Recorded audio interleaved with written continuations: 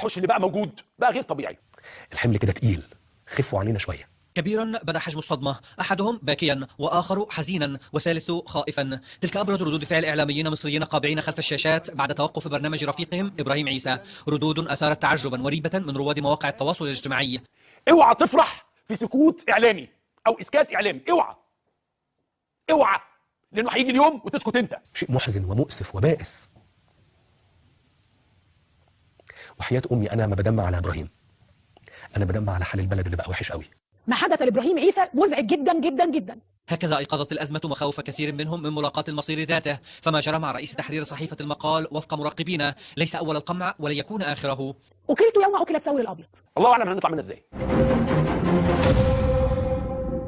قمع طال رجلا كان ثاني اثنين قدم الرئيس السيسي للناس حين كان مرشحا ورافقه في أكثر من مناسبة، لكن عيسى الذي بدا في بعض الأحيان خارجا على النص جاء توقفه مفاجئا ومثيرا، توقف عزته القناة التي يعمل بها إلى انشغاله ببعض الأمور فيما عزاه هو في بيان إلى ضغوط مورست ضده ولم يفصح عن طبيعتها. عايزين يعدلوا الدستور عشان مدة الرئيس، ليه؟ برضه إيه اللي هيواجه الإرهاب مدة الرئيس؟ انضمام عيسى إلى قائمة الخارجين من الساحة الإعلامية يذهب محللون في تفسيره إلى حرب تكسير عظام بين أجهزة متصارعة على من يوصفون بالأذرع الإعلامية. مفيش أي حوار حصل، اللي حصل إيه؟ ضغوط متصارعة ومتصادمة.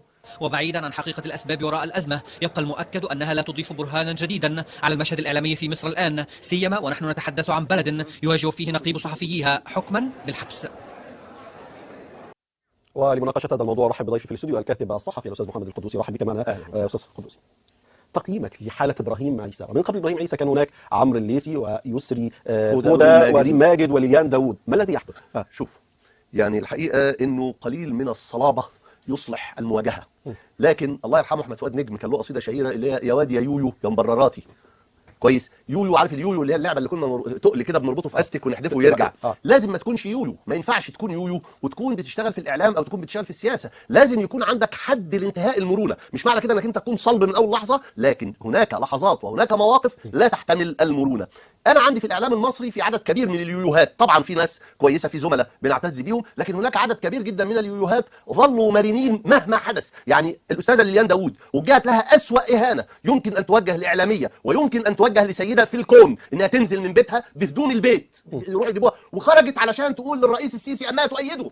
فاذا انت يويو لهذه الدرجه لن يبالي بك احد، يعني لما تبقى انت الاستيك قوي الى هذه الدرجه يبقى انت مالكش لازمه عند حد. هقول لك على حاجه، المشوار باين من اوله. هو مش السيسي في اللقاء مع الاستاذ ابراهيم عيسى قال له انا مش هسمح لك تقول حكم عسكري، انا مش هسمح، انا عايز بس افكر الناس تفتكر ده. لو انا مكان ابراهيم عيسى من هذه اللحظه كنت انا هقول له انا مش هسمح لحد ان يناديك رئيسا الا ان تؤمن بحريه هذا الشعب وبحريه هذا الاعلام في ان يقول ما يريد. يعني ايه مش هسمح لك؟ ومن قال انه ينبغي ان التمس سماحك او لا التمس سماحك؟ اللي حصل ده اللي حصل دلوقتي بالظبط. هو ابراهيم عيسى قال ان هو حكم عسكر؟ لا، خلي بالك، ابراهيم عيسى لم يعاقب لانه قال انه حكم عسكر. ابراهيم عيسى صودر قبل ان يقول انه حكم عسكر، يعني السيسي ما سمحلوش يقول انه حكم عسكر. هي دي الحكايه. ينضم الينا عبر الهاتف من القاهره الكاتب الصحفي محمد يوسف المصري. يرحب بك معنا سيد يوسف. تحياتي لك يا استاذ احمد وللاخ القدوسي وكل الزملاء، وامنياتي بعام جديد سعيد على الجميع. وعليك ان شاء الله. سيد يوسف، يعني الحاله الاعلاميه في مصر تبدو لدى البعض تزداد قتامه، حتى رجال الرئيس او حتى رجال النظام الان يتعرضون للابعاد والتنكيل والغلق، وما ابراهيم عيسى منا ببعيد. لماذا من وجهه نظرك؟ طيب، بس ارجو ان يعني تديني فرصتي في الكلام، تمام. وارجو ان النقاش يكون موضوعي ويكون راقي كده، ويكون احنا كلنا بنشهد الصالح العام مش هم. اتفضل يا فندم. نمرة واحد، لا يمكن الحديث استاذ احمد لاي انسان يعني منصف ما نقدرش نتكلم عن اعلام في معزل عن وجود الدوله، يعني الاعلام احدى مؤسسات الدوله. ده نمرة واحد. ما فيش شك ان كل اعلامي عنده ضمير، عنده قيمه اعلاميه، هيقول ان الاعلام هو المتنفس والرئه لمجموع الشعب. لكن عن اي اعلام نتكلم يا استاذ احمد؟ هو السؤال، نتكلم عن اي اعلام؟ احنا ورثنا اخطاء جسيمه جدا ونقوم الان بتصويب هذه الاخطاء في اطار الدستور والقانون والمصلحه العامه. حضرتك عندك في مصر دلوقتي بيختلط الاعلام برجال الاعلام، بيختلط الاعلام بالتجار، بيختلط الاعلام بالبيزنس، بيختلط الاعلام بالتمويل الاجنبي، بيختلط الاعلام بمشاكل كثيره جدا، لدرجه ان بعض الاعلاميين بيدفعوا ضرائب في السنه 3 و4 مليون جنيه. عندنا اعلاميين تحولوا باسم الاعلام من مهنه الاعلام الى مليارديرات، الى ناس عندهم فلوس كتير جدا. الاعلام يا استاذ احمد، انا وحضرتك وكل انسان اعلامي حقيقي، الاعلام رساله بتعبر عن ضمير المجتمع وبتعبر عن طموحات وامنيات المجتمع. لا يعقل مثلا ان الاعلام يبقى قناه لفرض الراي بتاع المذيع على مجموعه المشاهدين، لا يعقل. لا يعقل اني يعني استميت في الدفاع عن وجهه نظري حتى لو المجتمع كله ضدي، لا يعقل. لكن ينبغي ان تكون هناك ضوابط، ينبغي ان تكون هناك ضوابط طيب حاكمه. ده خليني اسالك هو ما الذي اخطا فيه ابراهيم عيسى او قبله يسري فوده او عمرو الليثي ليليان داوود وغير من الاسماء الكثيره، ولذلك قامت الدوله يعني باغلاق برامجهم يعني. طيب بس احنا حضرتك اعلامي، استاذ القدس اعلامي، انا اعلامي، يعني ارجو ان حضرتك نراجع تطور تاريخ ثروات كل اسم في الاسماء اللي حضرتك ذكرتها. ارجو ان نراجع مصادر تمويل كل اسم في الاسماء اللي حضرتك ذكرتها. طب انا نفسي اعرف ده بقى بالمجتمع المصري وضياعه والشعب المصري وطموحاته. وبالتالي الدوله اللي بتتحرك بهذه الملفات بتتحرك باتجاه الصالح العام علشان يعمل عمليه تنقيه للرساله الاعلاميه. في هذا الاطار يمكننا ان نتناقش، في هذا الاطار يمكننا كويس، ده كلام مهم. يعني انت حضرتك شايف ان هؤلاء الاسماء اللي اوردناها دي تربحت من خلال عملها كاعلاميين من قبل رجال اعمال مثلا لايصال رسائل مختلفه عن الرسائل الحقيقيه للاعلام، هل ده صحيح يا استاذ؟ انا قلت نشوف تطور ثروات الناس دي ازاي، بس ما حاجه ثانيه.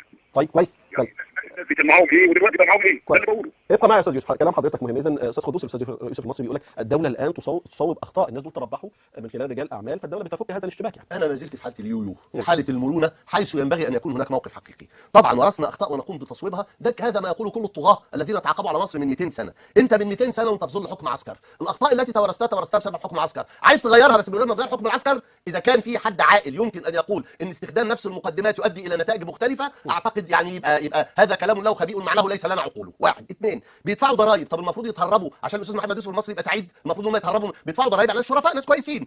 اللي ما بيدفعش ضرائب يدخل السجن، اللي تربح من عمله يدخل السجن، اللي باع قلمه يدخل السجن ويحاكم. انا عندي ميثاق شرف اعلامي، انا عندي لائحه، انا عندي الصحفي هو الفرد الوحيد في الصحفي المصري هو الفرد الوحيد في العالم الذي تفرض عليه العقوبات بناء على 9 قوانين. يعني كل واحد خلقه ربنا بيتحاكم بقانون عقوبات واحد، الصحفي بيتعاقب ب9 قوانين. اذا كان الاستاذ محمد يوسف المصري عايز يحط لنا قانون اخر ان اللي معاه فلوس ابتداء يبقى حرامي، فانا هقول له اخبار الذمه الماليه بتاعت السيسي التي لم يقدمها والتي نص في الدستور على ان يقدمها مره كل سنه على الاقل وان تنشر في الجريده الرسميه. لماذا لم يكتب الاستاذ محمد يوسف المصري مقالا في الاهرام يطالب فيه بهذا؟ هل قصف قلمه ام انه راض عن تربح عبد الفتاح السيسي واستمرار سرقاته ام انه خائف؟ يقول لنا ايه الحكايه؟ يقول لنا لا الرد. لكن يقول لنا، انا بساله. لدينا فيديو انا اعتقد سنعرضه على المشاهدين. مشاهدينا الكرام، نتابع تعليقات عدد من الاعلاميين واتهامهم للنظام بتكميهم من الافواه، ثم نتابع هذا النقاش.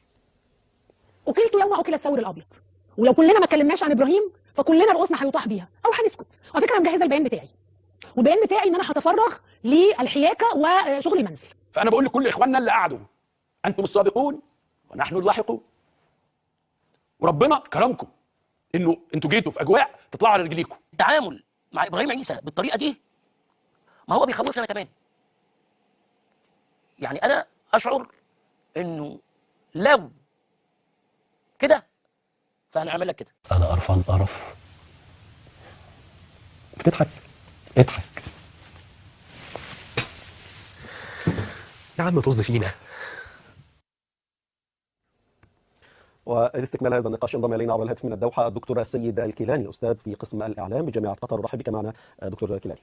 مرحبا، اهلا وسهلا. نعم، يعني حتى من الناحيه الاكاديميه كنا ندرس في كليه الاعلام هناك اعلام سلطوي واعلام حر وما الى ذلك. انت كيف تصنف الاعلام في مصر الان في هذه اللحظه؟ بسم الله الرحمن الرحيم. اهلا وسهلا، حياك الله استاذ احمد وضيوفك الكرام والمستمعين الكرام. هو طبعا كما حضرتك تفضلت، يعني لما بنرجع للاسس النظريه للمساله فالامور محسومه. يعني نستطيع ان نقيم ونقيس اي نظام اعلامي في اي مكان بالعالم وفقا لمجموعه من الاسس والمعايير التي ياتيها ويلتزم بها. فالحقيقه ما اقدرش اجيب اجابه قاطعه، ودايما حتى طلابنا في الاعلام لما بيسالوا عن هذا السؤال فبيكون الجواب هذه المساله تحتاج الى عمليه بحثيه. بمعنى يعني امكانيه التعليق المباشر هذه موجوده او ممكنه، لكن باستطاعه او بامكان اي باحث ان هو يقيم اي نظام في العالم وفقا لما ياتيه من مواقف ومن التزامه للقيم والادوات الصحفيه المعروفه يعني. طيب وبالتالي لا يعني الامر محتاج لبحث عشان نستطيع ان نجيب عن سؤال الاعلام في مصر بشكل. نعم، اقصد اقول انه طبعا يعني لو هننظر المساله بتاعه الاعلام في مصر تحديدا الموضوع محل النقاش مساله يعني تكميم افواه بعض الصحفيين او كذا او كذا. يعني امام مثلث مهم جدا. المثلث ده بيمثله النظام السياسي في اي بلد، ثم النظام الاعلامي او المنظومه الاعلاميه، ثم ايضا الجمهور.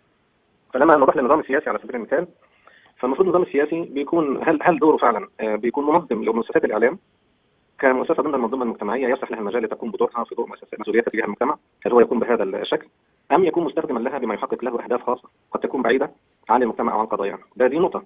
نقطه اخرى، هل النظام السياسي الموجود في مكان ما يغلب سياسه القانون، سياده القانون وليس تصفيه الحسابات؟ فمثلا لا يكون عفوا دكتور، انا بس لضيق وقتي جدا اسقاط هذا الكلام النظري الجميل على الواقع الاعلامي في مصر في كلمات بسيطه، متى يكون؟ يعني الاعلام طبعا يعني هو حتى الان يعني تقييما للموقف الحالي الاعلام فقد جزء كبير من مصداقيته للاسف. تم استخدامه كاداه في يد النظام